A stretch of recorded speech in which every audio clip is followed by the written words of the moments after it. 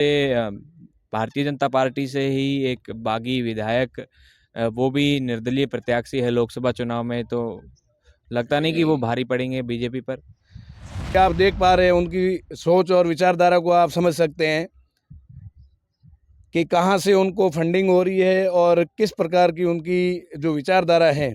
आप बेनीवाल जिन्होंने आरएलपी से 2 बार बैतूल से चुनाव लड़ा, आप भी बैतूल से आते हो, तो लगता नहीं कि जो एक कहते हैं कि सारे जाट जो है उम्मीदवार हम बेनीवाल के साथ इस वक्त है। बाड़मेर, जैसलमेर, बालोतरा संसदीय क्षेत्र के लोगों को आप जाके सीधा सवाल करिए, क्या स्थानीय लोगों को वहाँ पर रोजगार मिला या नहीं। मैसेज दे रहे हैं कि ऐसे कोई काम गिना दीजिए, 4 काम गिना दीजिए केंद्र में मंत्री रहने के बाद भी कैलाश चौधरी ने किए हो। ये भी मैसेज जो है लगा। इस वक्त हम सिणधरी में हैं और यहाँ पर भाजपा से प्रत्याशी कैलाश चौधरी अपनी सभा करने वाले हैं, थोड़ी ही देर में यहाँ पर आने वाले हैं। यहाँ पर कुछ लोग हैं, इनसे बात करेंगे। अच्छा, क्या नाम है जी आपका? जोगाराम भोजा सर। अच्छा, कहाँ से हो आप? हम बायतू विधानसभा क्षेत्र से आते हैं और यहाँ हम सिणधरी में काम देख रहे हैं। क्या माहौल चल रहा है इस वक्त यहाँ पे? माहौल बहुत ही अच्छा है, ज़बरदस्त है। मोदी जी की गारंटी हर घर में लागू होती नज़र आ रही है और मोदी जी के प्रति लोगों का बहुत अच्छा भाव प्रेम है और पूर्ण बहुमत से कैलाश चौधरी जी यहाँ से जीतेंगे। राम राम से यहाँ से भारतीय जनता पार्टी से ही एक बागी विधायक वो भी निर्दलीय प्रत्याशी है लोकसभा चुनाव में, तो लगता नहीं कि वो भारी पड़ेंगे बीजेपी पर।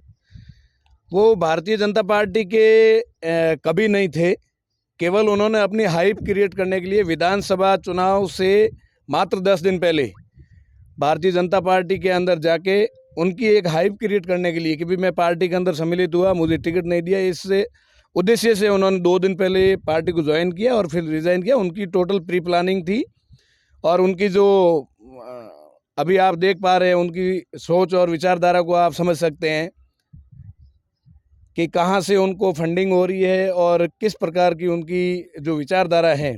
आप जेएनयू से जोधपुर जेएनयू से उठा के देख सकते हो कौन कौन से सिंबल पे वो जिस राष्ट्रवाद की बात करते हैं, किन के साथ उन्होंने चुनाव लड़ा, लाल सलाम के साथ चुनाव लड़ा।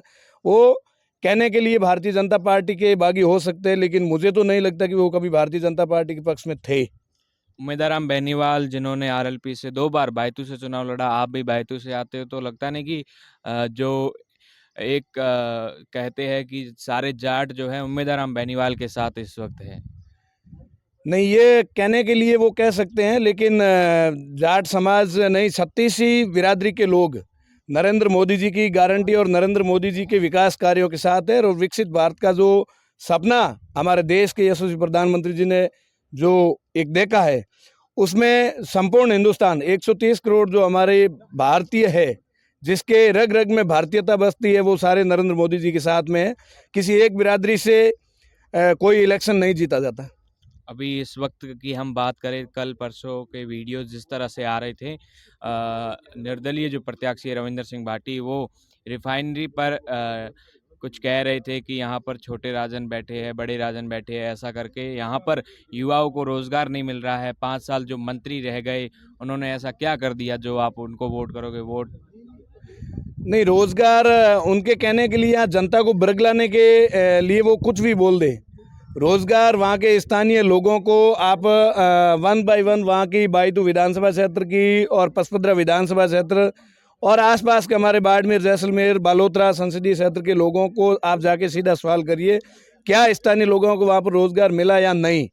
उनको इन सारी चीज़ों से वास्ता ही नहीं है। उनको केवल कहने के लिए और जनता को भ्रमित करने के लिए वो बातें कह रहे हैं। बाकी बहुत सारे लोगों को रोजगार के अवसर प्राप्त हुए। एक मैसेज लोगों के बीच में वो ये भी देते जा रहे हैं, जहाँ भी निर्दलीय हो या कांग्रेस पार्टी के प्रत्याशी हो या वहाँ के जो आपके विपक्षी हो, ये हर जगह में या हर सभा में हर जगह लोगों को ये भी मैसेज दे रहे हैं कि ऐसे कोई काम गिना दीजिए, 4 काम गिना दीजिए केंद्र में मंत्री रहने के बाद भी कैलाश चौधरी ने किए हो। ये भी मैसेज जो है लगातार लोगों में खूब वायरल हो रहा है। नहीं, मुझे एक बात बताइए, उनकी तरफ से वो मैसेज जो मैसेज देना चाहे वो दे, वो उनका व्यक्तिगत निर्णय है। वो क्या बोले क्या नहीं बोले उससे हम लोगों को कोई लेना देना नहीं है। मैं आपसे एक निवेदन करूंगा, जैसे ये सिवाना कॉन्स्टिट्यूंसी में हम लोग खड़े हैं, यहाँ के माननीय विधायक अमित सिंह जी भायल हैं। इन विधायक महोदय के माध्यम से ही भजनलाल जी सीएम बने। तो यहाँ के जो केंद्रीय मंत्री कैलाश चौधरी और स्थानीय सांसद है, उनके माध्यम से नरेंद्र मोदी जी प्रधानमंत्री बने, और इन सांसदों के माध्यम से वो प्रधानमंत्री बने, और उनका मंत्रिमंडल और जो भी कार्य कर रहे हैं, जो भी योजना बन रही है, वो इन्हीं के माध्यम से ही तो बन रही है। आज नरेंद्र मोदी जी की सरकार ने कभी ये नहीं देखा कि ये कांग्रेस, बीजेपी, आरएलपी या अन्य किसी दल का व्यक्ति है। उन्होंने लाइट की व्यवस्था पंडित दीनदयाल उपाध्याय के नाम से जो ज्योति ग्राम योजना के नाम से योजना बनाई, उसमें कांग्रेस, बीजेपी, आरएलपी नहीं देखा, उसमें हिंदू मुस्लिम नहीं देखा, सिख ईसाई नहीं देखा। प्रत्येक उस व्यक्ति, अंतिम छोर पे ढाणी में बैठे हुए व्यक्ति को बिजली के कनेक्शन है वो अवेलेबल करवाए। उज्ज्वला गैस के माध्यम से जब हम आज़ाद भारत में जन्मे हैं, तो मुझे पता है, जब से मैं खुद 2008 में पहली बार मैंने मतदान किया, उस टाइम हमारे गांव के सरपंच या जनप्रतिनिधि हैं, वो मेंबर ऑफ पार्लियामेंट के पीछे एक डिजायर के लिए घूमते थे, गैस का कनेक्शन लेने के लिए। नरेंद्र मोदी जी ने उन माताओं बहनों को जो धुएं से मुक्ति दिलाने का कार्य किया, उसमें ये नहीं देखा कि ये पीड़ित है या शोषित है। हर एक व्यक्ति के घर पे। नंबर 3, इज्जत घर। जो हमारी माताएं बहनें, इससे पहले भी बहुत सारे प्रधानमंत्री हुए नरेंद्र मोदी जी से पहले, लेकिन उन्होंने एक इज्जत घर के माध्यम से हमारी जो माताएं बहनें हैं, वो सुबह से शाम का इंतजार करती थी अपने दैनिक। मोदी जी ने इज्जत घर देके जो शौचालय के 12,000 राशि जो दी है, वो प्रत्येक व्यक्ति को दी है, और महिलाओं को सम्मान दिया। इसी प्रकार प्रत्येक घर पे बैठी माता और बहनें के सिर से जो बोझ है, उसको उतारने का कार्य भी अभी प्रगति पर। इतनी बड़ी स्कीम बनाई, उसमें हमारे जोधपुर से सांसद और केंद्रीय जल शक्ति मंत्री, जिन्होंने 27,000 करोड़ रुपए राजस्थान गवर्नमेंट को दिया, और इसलिए वो पैसा खर्च नहीं किया। कहीं ये हर घर नल और हर घर जल अगर पहुंच गया, तो इसका नरेंद्र मोदी जी को क्रेडिट मिल जाएगा। लेकिन निश्चित तौर पे भजनलाल जी की जो सरकार बनी है, निश्चित तौर पे अभी आपको 1 साल के अंदर अंदर प्रत्येक घर जल, प्रत्येक घर नल भी मिलेगा। रही बात उसके एडिशनल जो कार्य हैं, आप हमारे पड़ोस में सिवाना के पास में गुड़ामालानी विधानसभा क्षेत्र है, वहाँ पर हम यहाँ जिस इलाके से आते हैं, यहाँ पर हम बारिश आधारित खेती करते हैं। हमारे यहाँ पर डबल क्रॉप एरिया नहीं है, लेकिन मोटा अनाज है वो सबसे ज़्यादा हम यहाँ पैदा करते हैं।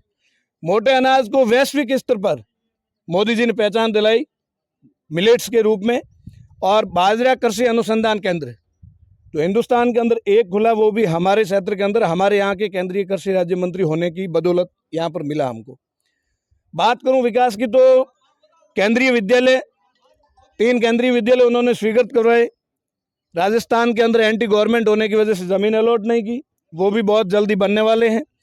अगर मैं सिविल एयरपोर्ट की बात करूं, तो पिछले 4 साल से उन्होंने एयरपोर्ट को अटका के रखा, और उसमें भी हमारे विपक्ष के साथी बोलते हैं कि एयरपोर्ट से आम पब्लिक को क्या लेना देना, एयरपोर्ट से कैसे लेना देना नहीं। हमारे प्रवासी बंधु हैं जो दूर दराज प्रदेशों में रहते हैं, तो उनके आने जाने के लिए सुविधा नहीं होगी क्या? तो इस प्रकार के उनकी जो भ्रामक बातें करना उनके डीएनए में है। कांग्रेस हमेशा दलित, पीड़ित, शोषित के नाम पे राजनीति करती रही है, और उन्होंने हमेशा गरीब को गरीब रखने की नीति से काम किया है, इसलिए उनको विकास नज़र नहीं आता है। मुझे लगता है 4 से आपने ज़्यादा काम गिनाए हैं, तो वो जो आपका विपक्ष है, ये कहता हर बार क्यों नज़र आता है कि 4 काम, 4 काम, 4 काम, हर जगह यही रट्टा हमें भी नज़र आता है, आपने भी देखा होगा।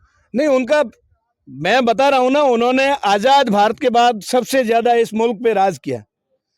उनकी नीति और रीति यही रही है, झूठ बोलो, काम कुछ मत करो, हिंदू मुसलमान को आपस में लड़ाओ। आज आज़ादी के 75 साल बाद हमारे देश के यशस्वी प्रधानमंत्री नरेंद्र मोदी बढ़ाई है, दुनिया के अंदर हमारा नाम किया है। हमारे तिरंगे का सहारा लेकर पाकिस्तान के लोग भी, अभी आपने देखा होगा जो युद्ध चल रहा था यूक्रेन और जापान का, उसमें भी हमारा तिरंगा लेके रूस वो लोग भी घर गए। इससे ज़्यादा हमारी इज्जत मान सम्मान और क्या हो सकता है। लेकिन आज वो बोलते हैं कि नरेंद्र मोदी जी और बीजेपी की सरकार बनी तो यहाँ से मुसलमानों को बाहर निकाल दिया जाएगा। हम इस पड़ोसी राज्य से आते, हमारे माता पिता गुजरात के अंदर दिहाड़ी का काम करते थे, हमारे बहुत सारे भाई यहाँ के हैं मारवाड़ के, वो गुजरात के हमारा नहीं बने थे। उससे पहले प्रतिदिन ये सुनने को आता था कि गुजरात के मुख्यमंत्री रहे, वहां पर एकदम शांति का वातावरण है वो स्थापित किया उन्होंने, और वही हालात इस देश के अंदर थे। लेकिन पिछले 10 साल के अंदर संपूर्ण हिंदुस्तान के अंदर एक शांति का वातावरण है।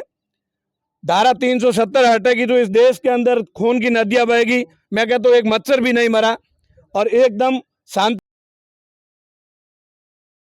है। तो हम बड़े गर्व से जाते हैं वहां पर, तिरंगा झंडा हमारा, यानी 2 विधान 2 निशान 2 संविधान का हमारा जो नारा था, उस नारे को चरितार्थ अगर किसी ने किया है वो नरेंद्र मोदी जी, हमारे देश के यशस्वी गृह मंत्री आदरणीय अमित शाह जी ने किया। भारतीय जनता पार्टी के करोड़ों कार्यकर्ताओं की वजह से वो कार्य हुए। देश के अंदर राम मंदिर बना, इस देश के अंदर भगदड़ मच जाएगी। अभी 22 जनवरी जो आजाद हिंदुस्तान के अंदर एक नई आजादी भगवान श्री राम को मिली है, जो 500 वर्षों से अटका हुआ काम राम को हम लेके आए हैं। हम पार्टी के से हमने एक ये भी कहूं तो कोई अतिशयोक्ति नहीं, हिंदू राष्ट्र का निर्माण नरेंद्र मोदी जी ने किया है। ये सब तो आपने कहा है। अब यहाँ की जो जनता है, भाजपा प्रत्याशी कैलाश चौधरी के अंदर भविष्य में क्या देखते हो? वो यहाँ से जो लोग हैं उनकी उम्मीदें क्या है यहाँ के लोगों की? निश्चित तौर पर राजस्थान के अंदर भारतीय जनता पार्टी की सरकार है और केंद्र में नरेंद्र मोदी जी की सरकार 4 जून को बनने जा रही है, और 4 जून 400 पार का जो बढ़ चढ़ के भाग लेंगे और उससे ज्यादा सीटें आएगी, लेकिन 400 पार का जो नारा है वो निश्चित तौर पर पूरा होगा। नरेंद्र मोदी जी दोबारा इस देश के प्रधानमंत्री बनेंगे तीसरे टर्म, और तीसरे टर्म में उन्होंने जो विकसित भारत का जो सपना संजोया है वो निश्चित रूप से 2047 से पहले हमारा राष्ट्र है वो विश्व के अंदर, ये हमें पूर्ण विश्वास है। रही बात हमारे यहाँ के लोकप्रिय प्रत्याशी आदरणीय कैलाश जी की, तो वो निश्चित रूप से दोबारा लोकसभा जाएंगे, और उम्मीद है यहाँ के लोगों को और हमको कि वो निश्चित तौर पर कैबिनेट मंत्री बनेंगे और बाड़मेर जैसलमेर